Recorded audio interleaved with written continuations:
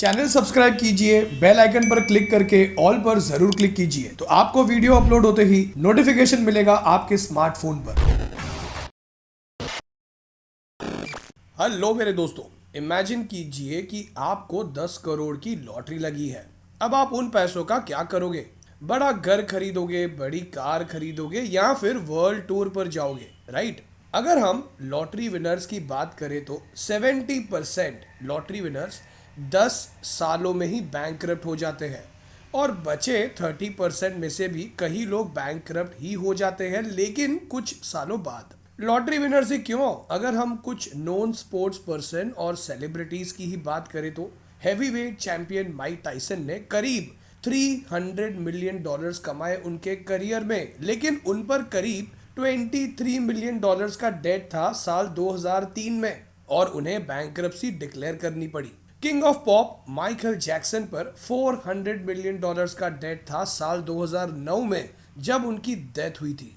ऐसे तो और भी कई सारे एग्जाम्पल्स हैं। तो आज इस वीडियो से हम कुछ बड़े लॉटरी विनर्स की स्टोरी से समझेंगे कुछ इंपॉर्टेंट फाइनेंशियल लेसन्स। ये वो लॉटरी विनर्स हैं जिन्हें मिलियंस ऑफ डॉलर्स की लॉटरी लगी, लेकिन फिर भी वो कुछ ही सालों के अंदर बैंकरप्ट हो गए। और आज हम इनकी स्टोरी से कुछ सीखे उससे पहले, मैं हूं भाविन, सर्टिफाइड फाइनेंशियल प्लानर, और आप देख रहे हैं YouTube channel the art of wealth building, आपका one point destination to seek an unbiased consultation on personal finance. Winner number 1, Jack Whitaker, जिसने 2002 में करीब 314.9 मिलियन डॉलर्स की लॉटरी जीती थी। अब 314.9 मिलियन डॉलर्स कुछ इस तरह से लिखे जाते हैं, 3149000000 डॉलर्स। और अगर आप इस अमाउंट को इंडियन रुपी में कन्वर्ट करना चाहते हैं तो इस अमाउंट को 74 से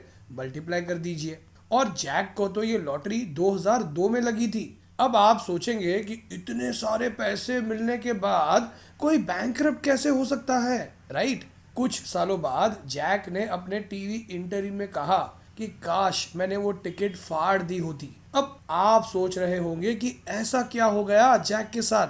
2002 में लॉटरी जीतने के बाद उसने 10% ऑफ द विनिंग अमाउंट कुछ चर्च और एनजीओस को डोनेट किए, जो कि नो डाउट एक बहुत ही अच्छा डिसीजन था। फिर उसने एक बहुत ही बड़ा बंगलो, एक शानदार कार और बहुत सारा कैश उस सुपरमार्केट रिसेप्शनिस्ट को गिफ्ट कर दिया जिससे उसने वो लॉटरी टिकट परचेज की थी। अब यहाँ तक तो सब ठीक था, लेकिन कुछ महीनों बाद उसके कार से जो एक क्लब के बाहर उसने पार्क की थी, उसमें से करीब $500,000 यानी $5 लाख से भरा सूटकेस चोरी हो गया। और जब जैक से ये पूछा गया कि इतना सारा कैश कोई अपनी कार में क्यों रखेगा, तब उनका जवाब था, मेरी मर्जी। कुछ सालों बाद जैक की वाइफ ने उसे डिवोर्स दे दिया और उसकी प्रॉपर्टी पर 50% क्लेम कर लिया।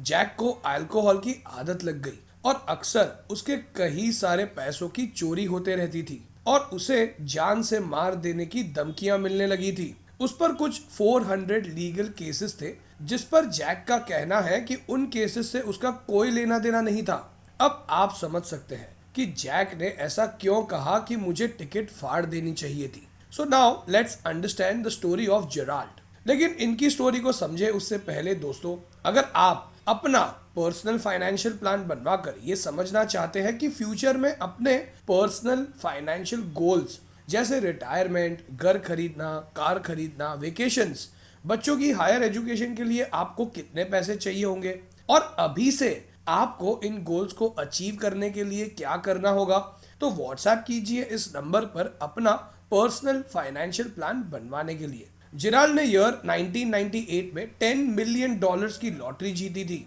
और लॉटरी जीतने के बाद उसे लगा कि अब तो कभी भी पैसों की चिंता करने की जरूरत नहीं पड़ेगी। लेकिन अनफॉर्चुनेटली कुछ और ही हुआ। लॉटरी जीतते ही जेराल्ड पैसों को कुछ ऐसा खर्च करने लगे जैसे दुनिया खत्म होने वाली है कुछ सालों में, और उसे इन पैसों को खर्च करने का टारगेट मिला है। यहाँ तक कि उसने एक बार तो कंटिन्यूअस 24 आवर्स तक शॉपिंग की, जहां उसने महंगी कार्स और महंगे इलेक्ट्रॉनिक्स खरीदे और अपने फ्रेंड्स को गिफ्ट कर दिया। उसके बंगलों को पार्टी करने की जगह में कन्वर्ट कर दिया गया था, जहां रोज उसके दोस्त पार्टी करने आते। और होना क्या था, 4 सालों के अंदर ही उसके सारे पैसे खर्च हो गए। एक इंटरव्यू में जेराल्ड के एक कजन ने कहा कि जेराल्ड के पास लॉटरी जीतने से पहले से ही कोई फाइनेंशियल नॉलेज नहीं था, जो उसे लॉटरी जीतने के बाद महंगा पड़ा। और उसने कई बार जेराल्ड को वार्न भी किया था उसके खर्चों को लेकर। और बैंकरप्ट होने के बाद उसे वही लेबर का काम करना पड़ा जो वो लॉटरी जीतने के पहले करता था। और अफसोस कि उसके किसी भी फ्रेंड ने उसकी मदद नहीं की। एंड फाइनली 2002 में जेराल्ड ने अपने पिताजी के गैराज में, जहां वो बैंकरप्ट होने के बाद रहता था, सुसाइड कमिट कर लिया। Now let's understand the story of Susan, जिसने 1993 में 4.2 मिलियन डॉलर्स की लॉटरी जीती। नॉर्मली लॉटरी विनर्स के पास ऑप्शन होता है कि वो या तो सारा पैसा एक साथ कलेक्ट करे या फिर उन्हें हर साल कुछ रकम दी जाए कई सालों तक। और यहाँ एक वाइज डिसीजन जो सुजैन ने लिया वो ये था कि उसने सारे पैसे एक साथ लेने की जगह पैसों को 20 इक्वल इंस्टॉलमेंट्स में लेना पसंद किया। लेकिन अनफॉर्चुनेटली 5 सालों में ही उसके खर्चे उसकी एनुअल लॉटरी पेमेंट से कई गुना ज्यादा होने लगे थे। और फिर उसने बैंक से लोन लिया लॉटरी पेमेंट के अगेंस्ट, और उस पर मिलियंस ऑफ डॉलर्स का कर्जा हो गया। और सुजैन की कोई सोर्स ऑफ इनकम भी नहीं थी। तो अब दोस्तों, इन रियल लाइफ बेस्ड स्टोरी से हमें क्या फाइनेंशियल लेसन्स सीखने मिले? Lesson number 1, more money does not equal to more happiness. Bob Marley की एक कहावत है, money is a number and numbers never end. If it takes money to be happy, your search for the happiness will never end. Financial freedom का मतलब ज्यादा पैसे होना नहीं होता, बल्कि ज्यादा समय होना होता है। पैसों को इस तरह से इन्वेस्ट करना चाहिए कि हम उस काम के लिए अपना समय दे सके जिसे करने में हमें खुशी मिलती हो। Lesson number 2, financial IQ is important. अगर हमारा फाइनेंशियल आईक्यू पुअर है तो ये आईक्यू पैसे आने के बाद भी चेंज नहीं होने वाला। जब हमारे पास थोड़ा है और तभी से हम हमारे फाइनेंसेस सही से मैनेज करने का इनिशिएटिव नहीं लेंगे तो ज्यादा आने के बाद हम और भी ज्यादा लापरवाह हो जाएंगे पैसों को लेकर। इनफैक्ट ज्यादा पैसे होने से उन्हें मैनेज करना और भी डिफिकल्ट हो जाता है। दोस्तों,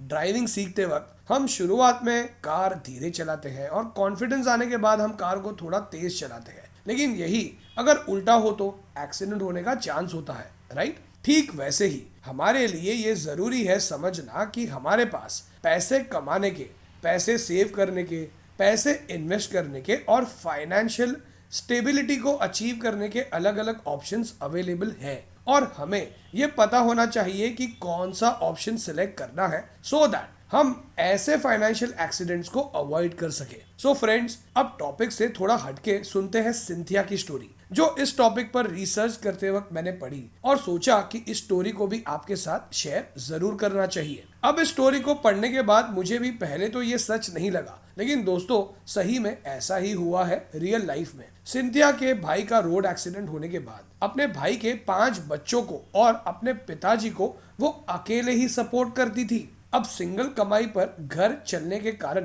पैसे हमेशा कम पड़ जाते थे और वो हमेशा लॉटरी जीतने का सपना देखती थी। वो हमेशा 112 मिलियन डॉलर्स की लॉटरी जीतने का सोचती थी और विजुलाइज करती थी कि लॉटरी जीतने के बाद वो कैसा महसूस करेगी। और सिंथिया ने एग्जैक्टली सेम अमाउंट की ही लॉटरी जीती और अपने इंटरव्यू में उसने कहा कि ये सब कुछ लॉ ऑफ अट्रैक्शन के कारण ही हुआ है। सो फ्रेंड्स, उम्मीद करता हूं कि इन शॉर्ट स्टोरीज से हमें कुछ अच्छे फाइनेंशियल लेसन्स सीखने मिले। और अगर आप अपना पर्सनल फाइनेंशियल प्लान बनवाकर ये समझना चाहते हैं कि कैसे आप अपने पर्सनल फाइनेंशियल गोल्स जैसे रिटायरमेंट, घर खरीदना, कार खरीदना, वेकेशंस, बच्चों की हायर एजुकेशन, इन्हें अचीव कर सकते हैं और कितने पैसे चाहिए होंगे आपको फ्यूचर में इन गोल्स को अचीव करने के लिए, तो व्हाट्सएप कीजिए इस नंबर पर अपना पर्सनल फाइनेंशियल प्लान बनवाने के लिए। विजिट कीजिए हमारी वेबसाइट theartofwealthbuilding.com पर। इस वीडियो को लाइक करके मोटिवेट कीजिए मुझे और भी ऐसे वीडियोस बनाने के लिए। और अगर आप हमारे हर संडे और वेडनेसडे वाले वीडियोस अपलोड होते ही नोटिफिकेशन पाना चाहते हैं अपने स्मार्टफोन पर, तो चैनल को सब्सक्राइब कीजिए और बेल आइकन पर क्लिक करके ऑल पर जरूर क्लिक कीजिए। एंड फाइनली इस वीडियो को पूरा देखने के लिए आपका बहुत बहुत धन्यवाद।